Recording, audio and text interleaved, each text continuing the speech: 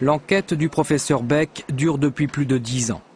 10 années consacrées à enquêter sur le phénomène du lynchage. Ce casier judiciaire oublié, le professeur Beck, aidé d'autres chercheurs, le ressuscite, affaire par affaire.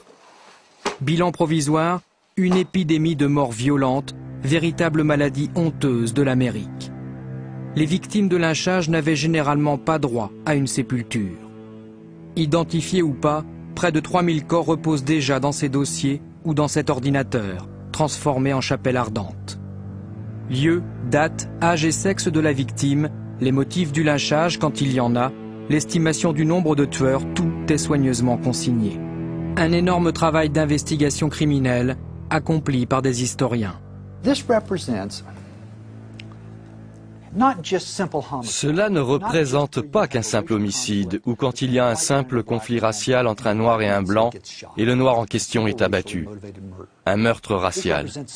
Cela représente quelque chose de beaucoup plus important. Ce qui se passait, c'est que nous avions une structure sociale qui se demandait comment garder les Noirs sous contrôle. Et cette structure sociale avait deux fondations. D'un côté, la loi de la ségrégation, qui fonctionnait jusqu'à ce que la Cour suprême la déclare illégale en 1954. Le pilier légal du contrôle par les Blancs.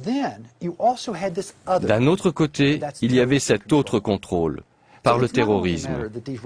Donc, ce n'est pas qu'une affaire de gens qui meurent d'une façon violente, mais ce que ces gens étaient, c'était de simples pions, pris dans ce terrorisme qui était nécessaire pour contrôler la population noire. Quand je décris un monde où quelqu'un peut venir jusqu'à votre maison, s'emparer de votre papa dans le jardin juste devant, et le tuer, et rien ne se passe et vous savez qui a fait ça, j'espère que ça vous saute aux yeux que c'est vraiment un monde dingue. Ça serait aujourd'hui, il y aurait des flics partout, des comparutions en justice, des procès. D'un autre côté, je pense que c'est important pour les gens de comprendre que le monde était comme ça. C'était le monde de vos arrière-grands-parents ou celui de vos grands-parents. C'est comme ça qu'ils le comprenaient. La plupart de ces soi-disant bandes étaient des petits groupes, 5 à 10 personnes, des tueurs dédiés à ça, qui arrachaient souvent leurs victimes à la prison pour les tuer. Donc, une bande n'avait pas besoin d'être une foule en furie. Cela pouvait être le cas, mais quand j'utilise le mot bande, je parle de ceux qui ont commis la tuerie.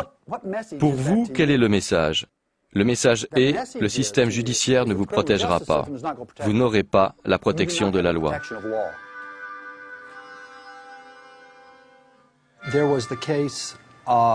Il y avait le cas d'un jeune homme, un noir, qui revenait de la Première Guerre mondiale. Il avait servi son pays en Belgique et en France. Il était très fier de son service dans l'armée américaine. Et il est revenu dans une petite ville du Texas. Il arborait fièrement son uniforme en ville.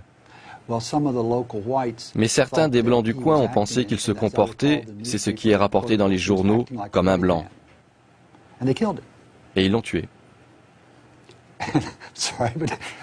Excusez-moi, mais je suis très ému.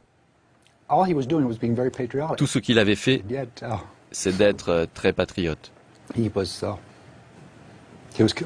il a été tué pour ça.